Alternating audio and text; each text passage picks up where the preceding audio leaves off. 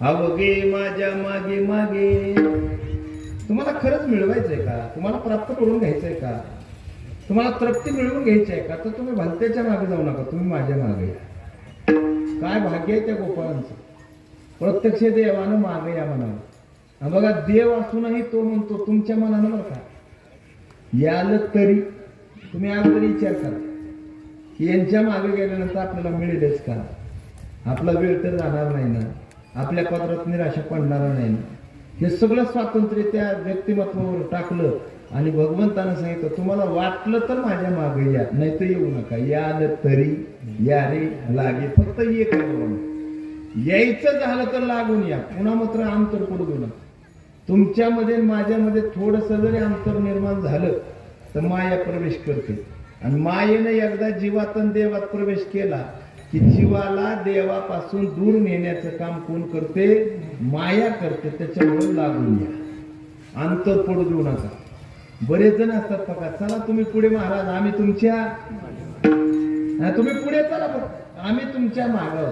खरं त्यांच्या पुढे एखादं संकट येऊन उभं राहिलं आणि त्याने आधाराला मागल्याकडे बघितलं तर मागले डिकाशीन बिड्यावडीत माग. अरे कसं असं कसं म्हणलं होतं नसतं म्हणले, परंतु काही काम असतं आम्हाला येता आलं नाही. तसं भगवंतानं सांगितलं यायचं तर लागून. यावर्षी आषाढीचा सोहळा निघणार आहे. 21 जूनला माऊली आणि 20 जूनला जगद्गुरु तुकोबरा प्रस्थान करणार आहे. प्रत्येक सोहळ्यामध्ये बघा 500-700 दिंडी आहेत. प्रत्येक दिंडीतला चौकदार असतो स्वतः, आणि ते चौकदार सारखं म्हणत असतो, त्याचं एकच असतो झोप, लागून लागून चला, झेंडे करेला लागून चला, टाळ करेला लागून चला. दिंडी सारखं तो सूचना देतो, इकडे तिकडे जाऊ नका, लागून लागून चला. का म्हणत असेल तो? कारण त्याला भीती आहे, एखादा जर बाजूला सटकला तर बिस्किटच्या रांगेत लागण्याचा संभव आहे. मग त्याला थोडकण्यामध्ये वेळ जाईल. म्हणून तो जर लागून चला म्हणत असेल तर इथं जीवाला, त्या गोपाळांना भगवंताने सांगितलं यायचं ना तर याल तरी या रे लागे. आणि अवघे, अवघे म्हणजे सगळे नाही. अवघे वेगळे, सगळे वेगळे. बरं का, याच्यात फरक सांगतो सोपा. भावटण्यामध्ये सगळेच राहतात, भावटण्यामध्ये सगळेच राहतात. कीर्तनाला अवघे आले, हा फरक आहे. किती सोपा. भावटण्यात सगळेच राहतात, कीर्तनाला अवघे आले. पंढरपूरला सगळेच जातात, काकड्याला अवघे उठतात.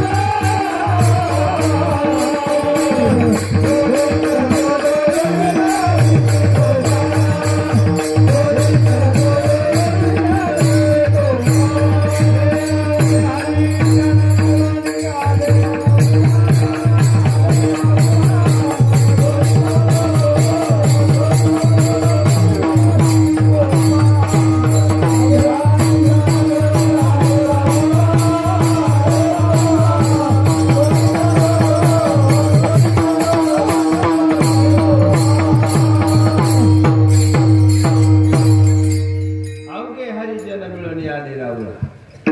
अवघे शब्द हा महत्वाचा आहे. मोजके त्या अवस्थेपर्यंत जाऊन पोहोचण्याची ज्यांच्या अंतःकरणामध्ये इच्छा आहे अशा असणाऱ्या सात्विक वृत्तीच्या व्यक्तिमत्वाला तुकोबारांनी शब्द वापरला. अवघे अवघे माझ्या मागे मागे. तुम्ही जर माझ्या मागे आला तर निश्चित तुम्हाला मी देणार आहे.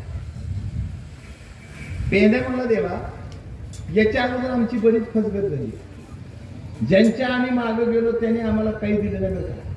त्यांनी त्यांना स्वतःलाच मिळवण्यामध्ये पूर्ण वेळ घातला आणि स्वतःलाच मिळवण्याचा प्रयत्न त्यांनी केला. आम्हाला मात्र काही मिळू दिलं नाही.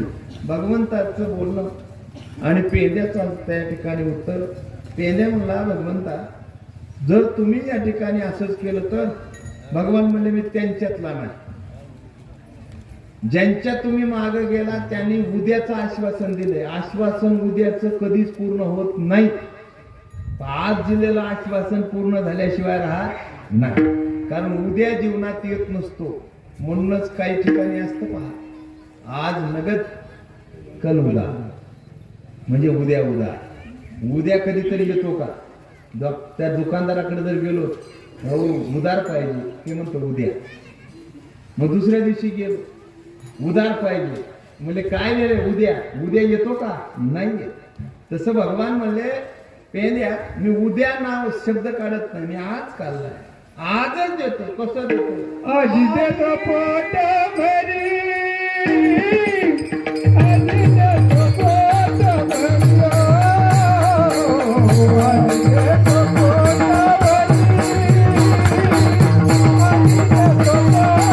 भरी. ओ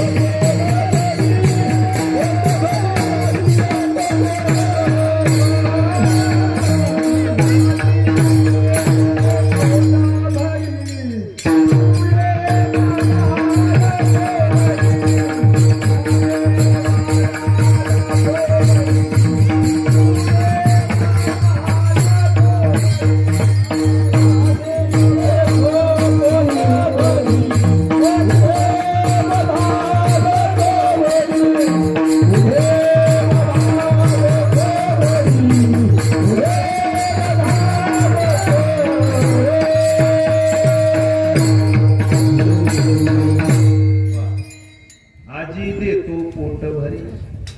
पुरे म्हणाल तो वरी. सगळे महिंद्रा घ्या हिंदुस्तान घ्या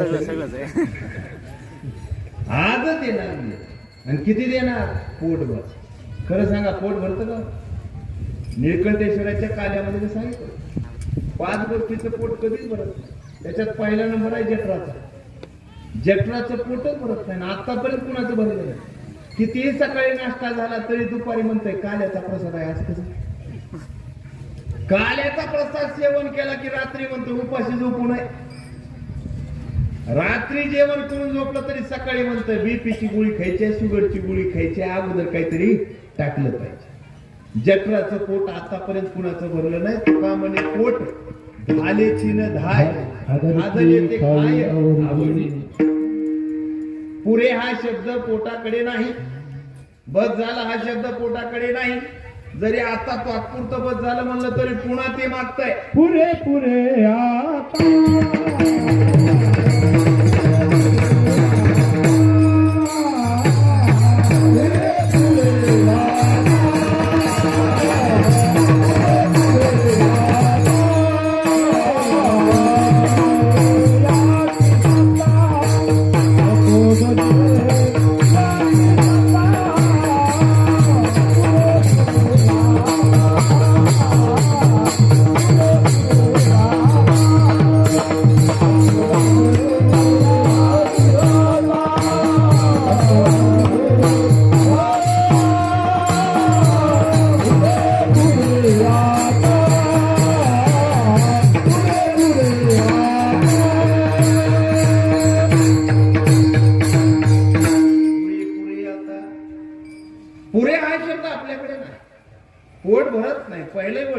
समुद्राचं पोट भरत नाही, अग्नीचं पोट भरत नाही. किती काष्ट टाका, अग्नीचं पोट भरत नाही. ती पचवण्याचंच काम करते, त्याला भस्मभूत करते. समुद्राचं पोट भरत नाही. वड्याचं, नाडीचं, पावसाचं, नदीचं कितीही पाणी येऊ द्या, समुद्रानं कधी तक्रार केली का माझ्याकडे येणारा पाण्याचा पुरवठा तात्काळ खंडित करावा, माझं पोट भरलंय, असं कधी समुद्र म्हणला का? नाही. समुद्राचंही पोट भरत नाही. जठर, अग्नी, समुद्र तिघांचं पोट भरत नाही. चौथं कोण आहे? आमच्या माता भगिनी, त्यांचंही पोट भरत नाही. कपाट उघडलं तर बुजून जाते. एवढ्या साड्या असतानाही मोर पंखीच नाही म्हणतात, आणि तेवढी आणा म्हणजे त्यांचं पोट भरत नाही. त्यांच्याकडे बघून तुम्ही हसू नका, जावयाचा नंबर 5 जावयाचंही पोट भरत नाही. 5 गोष्टी आहेत पहा, त्यांचं पोट कधी भरत नाही. जगद्गुरु तुकोबारायांनी तो भगवंतांनी केलेला गोपाळांची संवाद जशाच तसा इथे मांडलाय. वेद म्हणला देवा पोटभर म्हणतो, माणसाचं तर पोट भरत नाही. आणि तुम्ही सोपं सांगू का, अनुदानानं भरत नाही, घामानं मिळवले त्यानं भरल्याशिवाय राहत नाही. विठ्ठल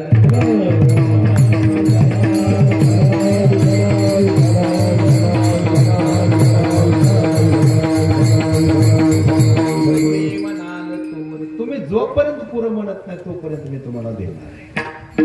आशा ही अशी आहे की आपल्या जीवनामध्ये पुरं होऊच देत नाही.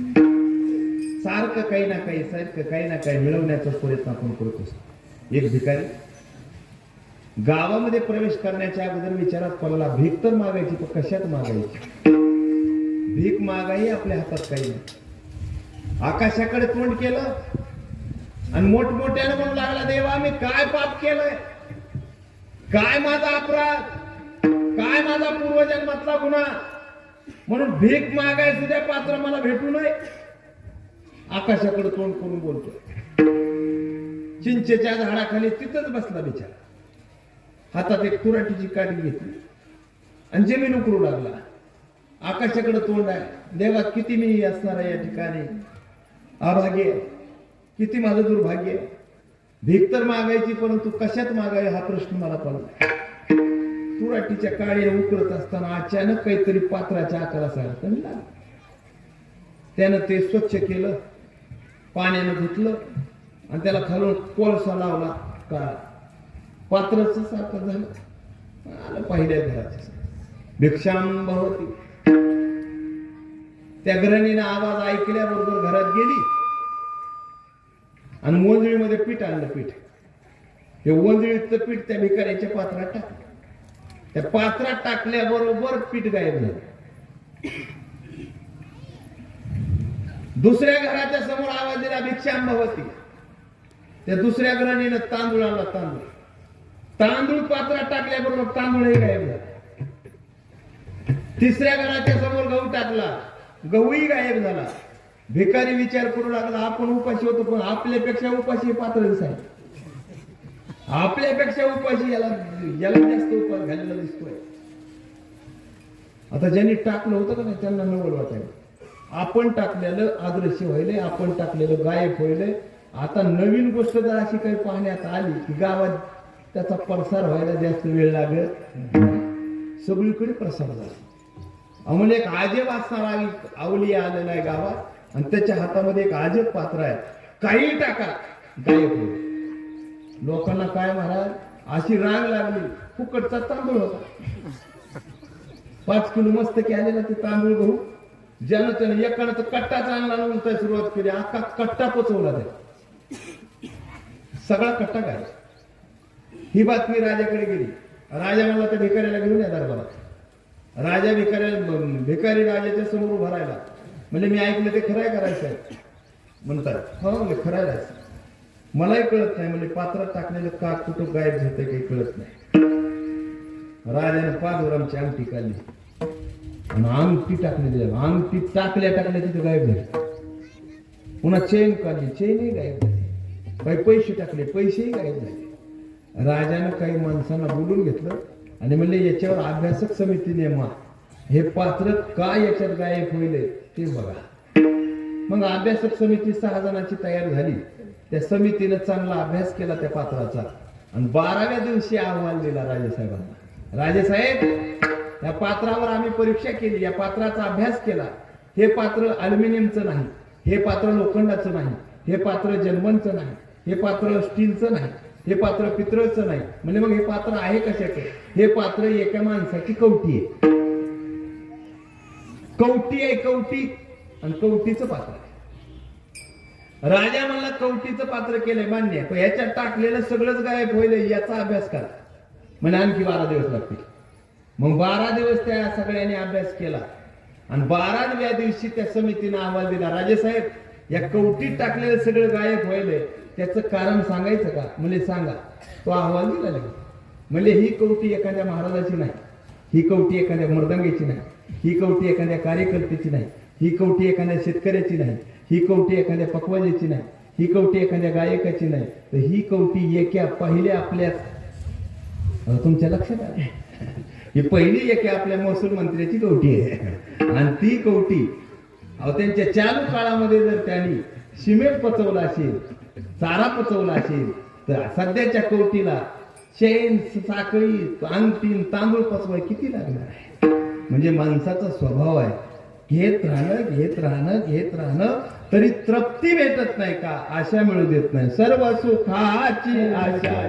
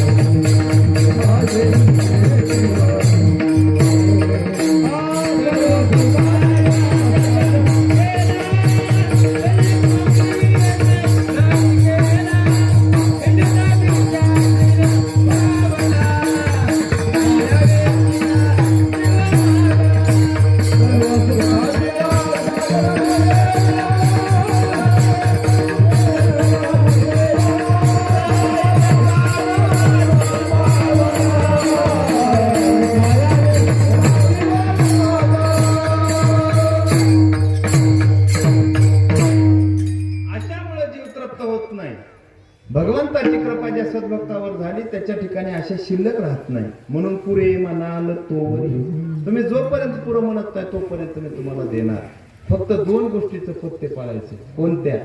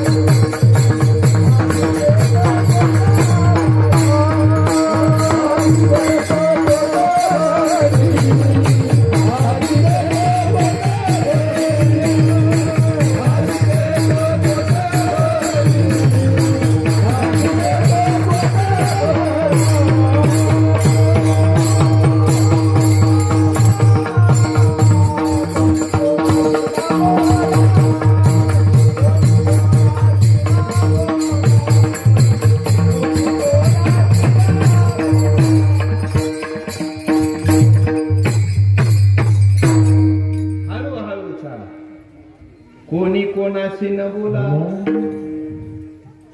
इथं शब्दार्थ घ्यायचा नाही, इथं लक्षार्थ घ्यायचा. हळूहळू चालायचं म्हणजे क्रिया चालण्याची मंद करायची का नाही. ह्याच्यातला लक्षार्थ विशेष आहे. आता सध्या आपल्याला एवढी घाई झाली आहे परमार्थात तर एवढी घाई झाली मला नारळ फोडलं की बोरचं पाणी वाढावं. एक वारी करून परत आली की आपल्या अंतकरणात ती इच्छा भगवंतानं पूर्ण करावी असं वाटतं. एवढी घाई परमार्थात करून फळाची चालत नाही. योग्य वेळ यावी लागते त्या वेळेला परमात्मा आपल्याला ते दिल्याशिवाय राहत नाही. हिंदीतली एक मन आहे पहा, भगवान के दरबार में देर है अंधेर.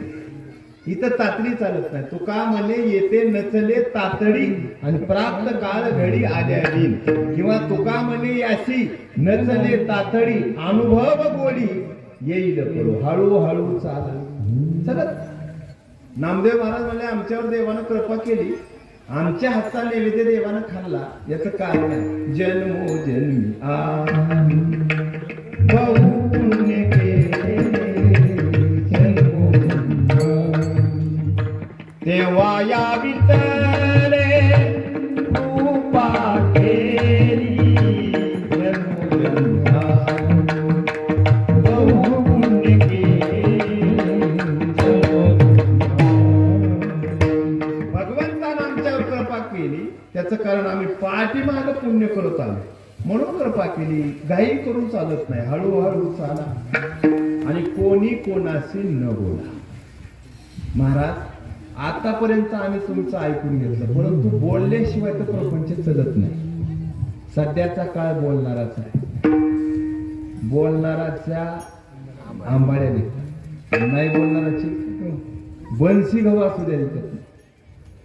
बोलणाराचा काळ आहे. बोलणारा असला की तर नाही बोलणारा जमत नाही. प्रपंचात बोलणारा पाहिजे. दोघ सख्य भाऊ, थोरला मितभाषी आणि धाकटा बोलायचे तो. परत नियमाप्रमाणे थोरला होता कारभारी आणि धाकटा होता शेतात काम. बोलाय अग्रसर धाकटा आणि कारभारीला बोलायचं तेवढं जमायचं नाही. बोकड मंगळवारच्या बाजारात नेलं इकार कारभारीला. आता बाजार म्हणले की तिथं बोलणारा लागतं. त्याला घ्यायची होती त्या बोकडाची 10,000 रुपये. याला बोलायचं जमल्यानं कारणानं त्याला 6,000च्या पुढे कोणी मागलं. दिवसभर उभारून कंटाळून कारभारी घरी. धाकटा शेतातून घरी आल्यावर बघतो दारात तर बोकड बांधला. अरे म्हणले दादा बोकड ही काय नाही कसं काय विकलं कसं नाही परत कसं घेऊन आलं. अरे म्हणजे तुझं बोलणारे लागतात मला तिथे बोलायचं जमत नाही. म्हणजे एक काम करा पुढल्या बाजारात मी घेऊन जातो. तुम्हाला किती बोकडाचे पैसे पाहिजे. म्हणजे 10. मी 12 देतो. म्हणजे बोला ना.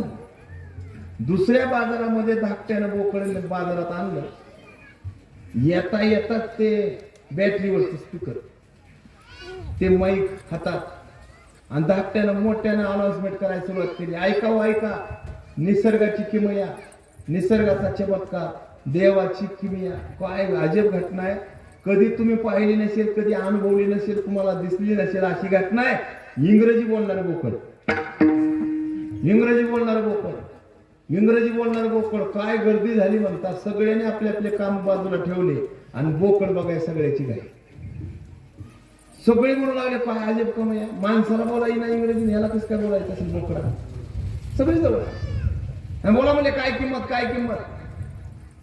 ते म्हणजे अशी किंमत सांगायची नाही. वार ठरवला जाईल. वार बोला लावा किंमत. एक म्हणला 25,000, दुसरा म्हणला 30,000, 35,000, 40,000, 45,000, 50,000, 55,000. एक म्हातारे इम्याचे पैसे उचलून आले होते आणि त्यानं त्या गर्दीत मान घातलेलं विचारलं कशाची गर्दी आहे. म्हणजे इंग्रजी बोलणारा बोकड आहे. इंग्रजी बोलणारा बोकड. त्या म्हाताऱ्याकडे होते 60,000. 30 नोटा होत्या गुलाबी कलरची. ते म्हणला पैसे गेले तरी हरकत नाही, पण इंग्रजी बोलणारा जर बोकड असेल. आपल्या सुननं नाताला घातलं इंग्लिश स्कूलमध्ये. तिलाही ना इंग्लिश मलाही ना. चार्जिंगच्या ऐवजी आर्जिंग म्हणणार होते कुटुंब. गावात कोणी ट्युशन घेणारी बाई नाही. आपल्याला काही जमत नाही. म्हणजे लेकराला जरी त्यानं ट्युशन दिलं बोकडानं तर पैसे फिटले. असं त्या म्हाताऱ्यानं डोकं लावलं. ते म्हणलं अहो 55 झाले का. माझे 60,000. 60 म्हणल्यानंतर सगळे गप्प बसले. 61, 62 आणि 63 देऊन टाकलं बोकड त्या म्हाताऱ्याला. गुलाबी कलरच्या 30 नोटा घेतल्या. ते म्हातारा म्हणलं हो मामा ती 60,000 रुपये या बोकडाला दिले, इंग्लिश बोलतोय म्हणून. एखादं वाक्य बोलून दाखवायला, नाही तर फसवायचो मी. मला एवढ्या बाजारात कसं फसवेल मामा तुम्हाला? इंग्रजीच बोलतोय बोकड. कान पकडला त्या बोकडाचा आणि मोठ्यानं त्याला विचारलं, सांग एप्रिल महिना झाल्यानंतर कोणता महिना येतो? वा, त्यानं मोठ्यानं मे म्हणल्याबरोबर टाळ्याचा कडकडाट झाला. खरंच इंग्रजी बोलणार बोकड आहे, खरंच इंग्रजी बोलणार बोकड आहे. आता घरी गेल्यानंतर म्हाताऱ्याला कोणत्या अर्थीनं सुनवलं त्याचा विचार करायचा नाही, फक्त विचार एवढाच करायचा आहे. 6,000च्या पुढे रुपया न देणारा त्या बोकडाला घर आहे. 60,000 रुपये मिळाले कशामुळं? बोलणं. प्रपंच बोलणाराच आहे. जगद्गुरु तुकोबारा म्हणतात, प्रपंचात काय बोलायचं ते बोला. परमार्थामध्ये जर आला